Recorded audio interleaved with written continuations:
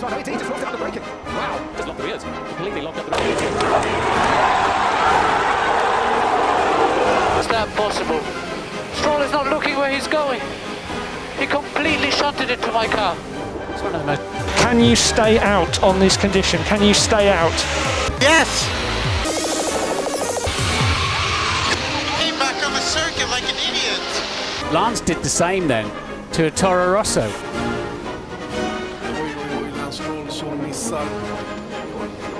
Gaziel, what has happened? We need to know who's going to come out in front as we see Lance Stroll hitting the barrier and going over the curb one more time.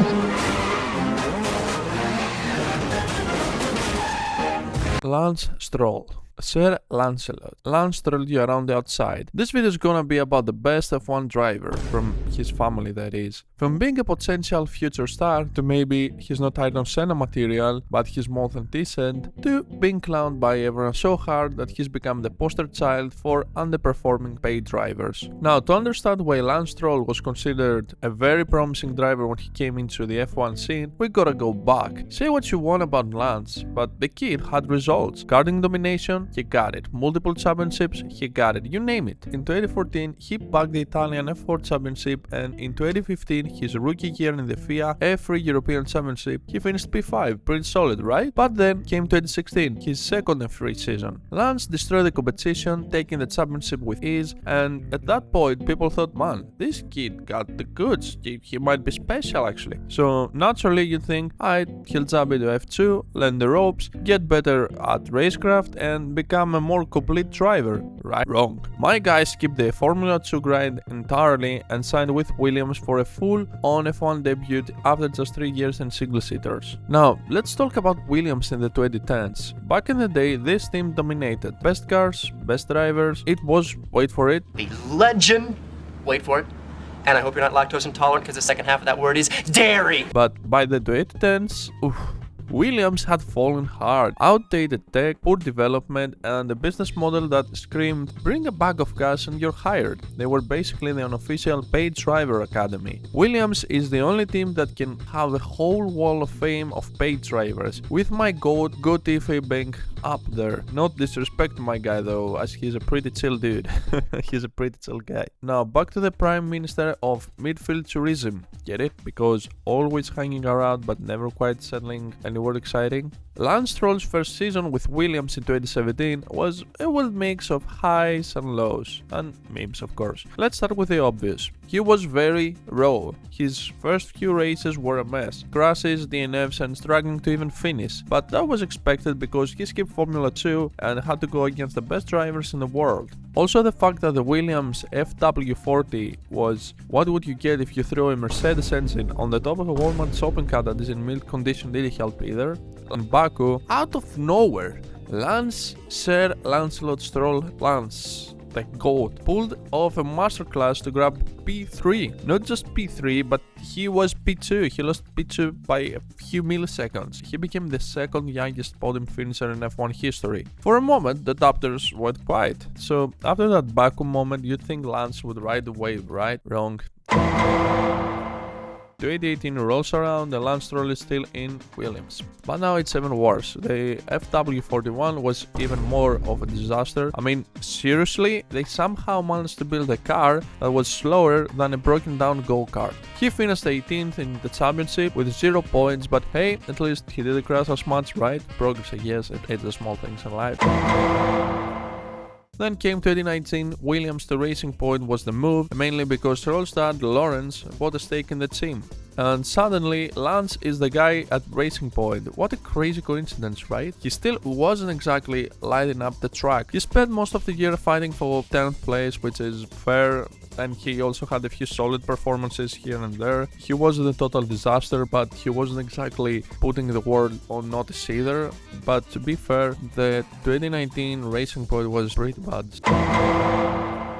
So fast forward to 2020, it's the year of that famous beer. And now we've got the pink Mercedes. Racing Point. Looking like a powerhouse. Lance had his moments, and yes, he took a pole in Turkey on a wet track and a podium in Sakir after that chaotic race, but let's not forget he still got outshined by his teammate, Sergio Perez, who won the damn thing. But that is fine, because 2020 was a pretty solid year for the pink Mercedes. Because the Prime Minister of Leave It Before It Leaves You... Oh, sorry, it's Prime Minister of Defense, sorry. I don't know who wrote that. Perez finished P4 and Lance waited for a Stroll and got P11. Racing Point finished in P4, just 7 points away from McLaren. Wait, where's Ferrari?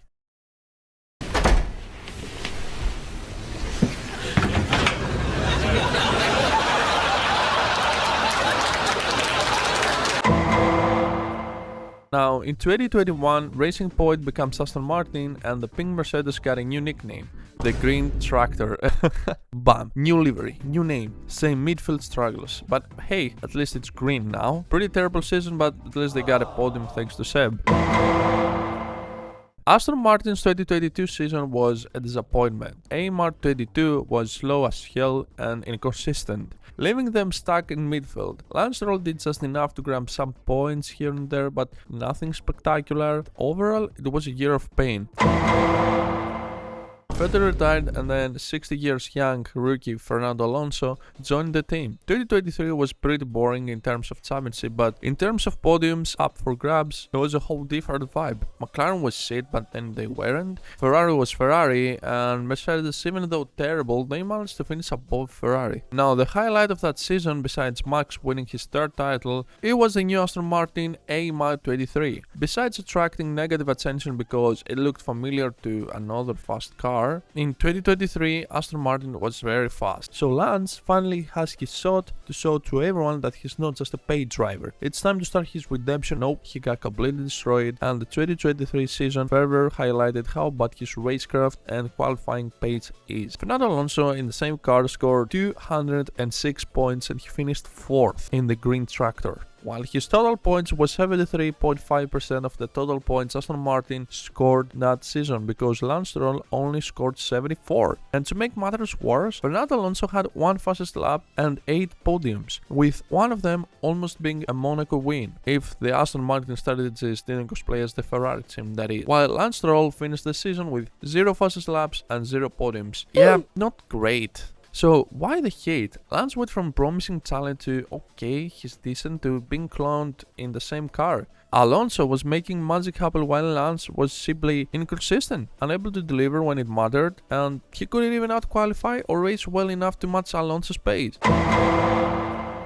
The 2024 season is shaping up to be more of the same for Lance Stroll. Lance is still miles behind teammate Fernando Alonso. While Alonso is fighting for podiums and consistently delivering, Lance continues to struggle with racecraft, pace and consistency. And it's time to stop. Lance is 26 years old and he's been in F1 for 7 years now. And we've seen the same pattern like so many times. It's literally the definition of insanity. Sure, comparing him to Alonso isn't exactly fair, but let's be real, Fernando is 42. He's not just outperforming Lance, he's doing it in a team where, you know, the owner is Lance's dad, Lawrence. If that doesn't make you question the whole situation, I don't know what will. It's becoming clearer every race that maybe, just maybe, he's out of his depth. Stroll is terrible. Then he has a very good race because he actually uses his brain, and oh, maybe he's not that bad. And then we are back to terrible. My dude has been in F1 for so many years and he tried to get back to the circuit by passing through the gravel trap. My guy, let alone the F1 experience you allegedly have, a bit of common sense wouldn't hurt to know that you shouldn't try and go through a gravel trap, that its whole purpose is to slow down and trap cars. Now, this is the point where you expect me to wrap it out with some hope for Lance, right? Maybe say something like, hey, he'll improve, give him time. Nope, not this time. If you asked me 2 to 3 years ago, I'd say give him time, he still needs experience and still he has the hard competitive car. But nope, because at the end of the day, Lance Stroll has had more than enough time to show what he's capable of, and he was given good cars and he got absolutely destroyed by his teammates. The only reason this guy still has a seat in F1 is because of his dad's deep pockets. It's hard to be optimistic about someone who's been in F1 for so many years and still making the the same rookie mistakes. Lance is stuck in a loop, and it's looking more and more like this is who he is. He has reached his potential. This is Lance. This is what he's capable of. Prove me wrong. I'd be happy to see that. Who reached 1,000 subscribers? The big man himself, 7 times world champion Lewis Hamilton, told me that he's gonna win the championship with Ferrari next season. This is definitely real what you're seeing right now. So yeah, I mean, the man said himself, so I guess you gotta subscribe now, right?